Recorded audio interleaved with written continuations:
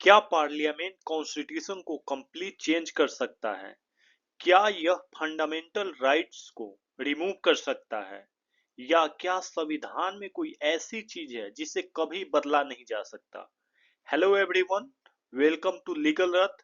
आज हम इस वीडियो में बेसिक स्ट्रक्चर डॉक्ट्रिन को समझेंगे और जानेंगे कि पार्लियामेंट सुप्रीम है या कॉन्स्टिट्यूशन। अब इसे स्टेप बाय स्टेप समझते हैं। यहाँ क्वेश्चन एराइज होता है कि यह डिबेट उत्पन्न क्यों हुआ। देखिए, हमारा कॉन्स्टिट्यूशन पार्लियामेंट को पावर देता है लॉ बनाने के लिए, और सुप्रीम कोर्ट को पावर देता है जुडिशियल रिव्यू के लिए। पार्लियामेंट के पास अंडर आर्टिकल 368 पावर दिया गया है टू अमेंड द कॉन्स्टिट्यूशन। पर यहाँ क्वेश्चन उठता है, क्या पार्लियामेंट के पास कॉन्स्टिट्यूशन अमेंड करने का पावर अनलिमिटेड है? सेकेंड, क्या पार्लियामेंट इवन फंडामेंटल राइट्स को भी निरस्त कर सकता है?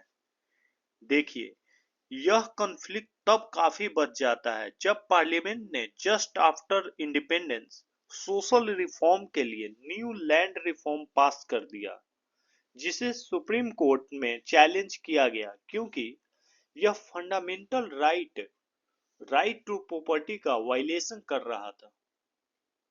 चलिए अब नेक्स्ट पॉइंट को समझते हैं।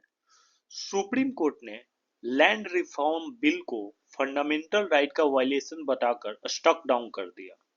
इसके रिस्पॉन्स में पार्लियामेंट ने फर्स्ट अमेंडमेंट एक्ट 1951 पास किया, जो लॉ को जुडिशियल रिव्यू से सील्ड करेगा। लेकिन कहानी यहाँ खत्म नहीं होती। सुप्रीम कोर्ट में इस अमेंडमेंट को शंकरी प्रसाद के केस में चैलेंज किया गया, जिसमें राइट टू प्रॉपर्टी को आर्टिकल 31A एंड 31B में इंसर्ट कर पावर को लिमिट किया गया।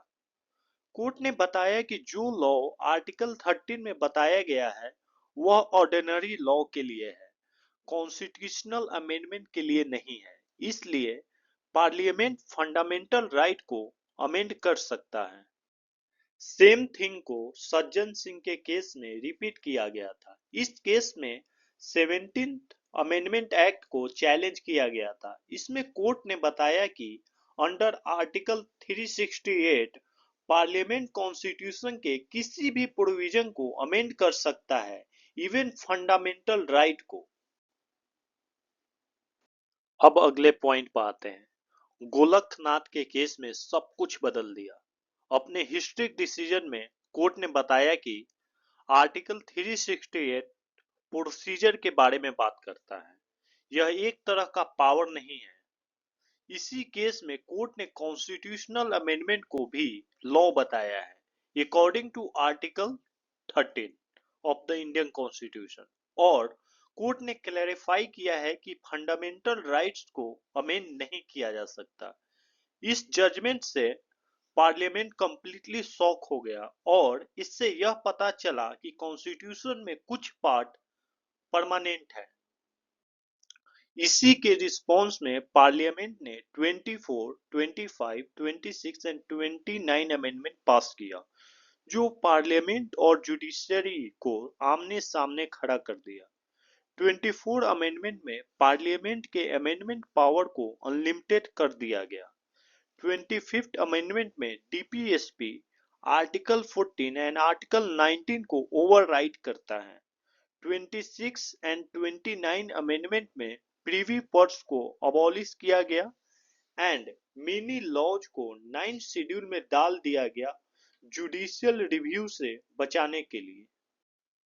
केशवानंद भारती के केस के बाद से स्थिति चेंज हुई और new doctrine basic structure of Indian constitution का जन्म हुआ। इस केस में कोर्ट ने मिडिल ग्राउंड लिया और कहा, पार्लियामेंट के पास पावर है पूरे कॉन्स्टिट्यूशन चेंज करने का, पर एक एक्सेप्शन के साथ। कोर्ट ने कहा, basic structure of the constitution change नहीं किया जा सकता। क्या बेसिक स्ट्रक्चर होगा यह court case by case decide करेगा। कुछ लिस्ट से समझते हैं कि क्या क्या बेसिक स्ट्रक्चर ऑफ कॉन्स्टिट्यूशन होगा। First, supremacy of the constitution. Constitution he supreme है, नो लॉ और government is above that. Second, Republican and democratic form of government, India हमेशा रिपब्लिक रहेगा क्योंकि यहाँ हेड ऑफ स्टेट इलेक्टेड है, not selected. Third, secular, state का कोई अपना रिलीजन नहीं होगा। फोर्थ, सेपरेशन ऑफ पावर, होगा तीन ऑर्गन के बीच, लेजिस्लेटर लॉ बनाएगा, एग्जीक्यूटिव उसे इम्प्लीमेंट करेगा, जुडिशरी उसके कॉन्स्टिट्यूशन के अकॉर्डिंग इंटरप्रिटेशन करेगा। फिफ्थ, फेडरल कैरेक्टर कॉन्स्टिट्यूशन का बेसिक पार्ट है जहां पावर सेंटर एंड स्टेट में डिवाइड है, इमरजेंसी केस में पावर सेंटर के पास चला जाता है। Six, concept of judicial review, supreme court को इम्पावर करता है लॉ का इंटरप्रिटेशन करने में, इससे चेक एंड बैलेंस बना रहता है। सेवन, रूल ऑफ लॉ का सिंपल मतलब होता है कि कोई भी सिटीजन और गवर्नमेंट सेम लॉ को फॉलो करेगा, no one is above the law. Eight, हम पार्लियामेंट्री सिस्टम को फॉलो करते हैं जिसमें एग्जीक्यूटिव रिस्पॉन्सिबल होता है लेजिस्लेचर को। नोटेबल पॉइंट है यहाँ, अगर कोई अमेंडमेंट इन कैरेक्टर को डैमेज करता है तो उसे निरस्त कर दिया जाएगा। अब नेक्स्ट पॉइंट को देखते हैं। बेसिक स्ट्रक्चर को कोट करते हुए सुप्रीम कोर्ट ने इंदिरा नेहरू गांधी वर्सेस राज नारायण के केस में कहा, free and fair election is a part of basic structure. Parliament के पास पावर नहीं है कि इलेक्शन डिस्प्यूट के मैटर को कोर्ट रिव्यू से बाहर रखे। अब अगले पॉइंट पर आते हैं। ड्यूरिंग इमरजेंसी पार्लियामेंट ने 42nd अमेंडमेंट एक्ट पास किया जिसे मिनी कॉन्स्टिट्यूशन भी कहा जाता है। इसमें directive principle of state policy को फंडामेंटल राइट्स से ऊपर रखा। इसके तहत ही जुडिशियल रिव्यू के पावर खत्म कर दिया गया और पार्लियामेंट के अमेंडमेंट के पावर को अनलिमिटेड कर दिया गया। यह डायरेक्ट अटैक था बेसिक स्ट्रक्चर ऑफ कॉन्स्टिट्यूशन पर। अब नेक्स्ट पॉइंट को समझते हैं। सुप्रीम कोर्ट ने इसका जवाब मिनर्वा मिल के केस में दिया। इसमें कोर्ट ने 42nd अमेंडमेंट के सम पार्ट को इनवैलिड बताया और बताया कि लिमिटिंग अमेंडमेंट पावर खुद में बेसिक स्ट्रक्चर का पार्ट है। इसी केस में जुडिशियल रिव्यू को essential part of basic structure बताया गया है। कोर्ट ने डीपीएसपी एंड फंडामेंटल राइट में बैलेंस को मैंडेटरी बताया है।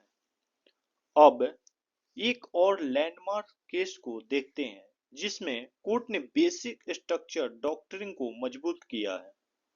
कोर्ट ने वामन राव के केस में बताया है कि जो लॉ 24 अप्रैल 1973 के बाद 9th शेड्यूल में डाला गया है और वह बेसिक स्ट्रक्चर का वायलेशन करता है तो वह जुडिशियल रिव्यू के लिए ओपन होगा। अब कंक्लूजन पार्ट को देखते हैं। द बेसिक स्ट्रक्चर डॉक्ट्रिन हमें यह याद दिलाता है कि पार्लियामेंट कॉन्स्टिट्यूशन चेंज कर सकता है पर उसके सोल को खत्म नहीं कर सकता है। कॉन्स्टिट्यूशन ही सुप्रीम है और सुप्रीम कोर्ट इसके स्पिरिट को प्रोटेक्ट करता है। यही बैलेंस इंडिया के डेमोक्रेसी को स्ट्रॉन्ग करता है। Thank you for watching. Subscribe to Legal Earth for more simple and clear law videos.